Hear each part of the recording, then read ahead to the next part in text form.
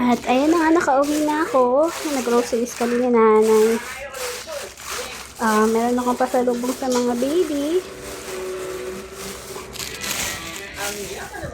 Burger! So, patitikimin natin sila ng burger. Actually, nakatikim na sila nito. Pero dahil pasalubong lang to, hati-hati na lang muna sila. Makakatikim naman silang lahat dito, silang walo. Gusto yan ng aking baby boy Yafi. At ng aking baby boy Dudits. So, kaya bibigyan ko din yung mga naka-cage. So, ayan. Kakauwi lang ng ma'am. Masaya yan si Yapa. Masaya. Amoy muna. Amoy. Uy, amoy lang. Amoy. Ano ba yung nasa mukha mo? Naglaro ka na naman.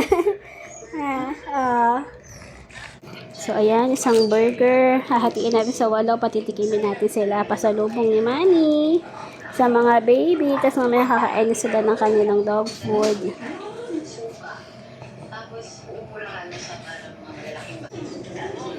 So, ayan, nahati ko na. Hating kapatid yan. Yan, walo yan. Para sa walong baby.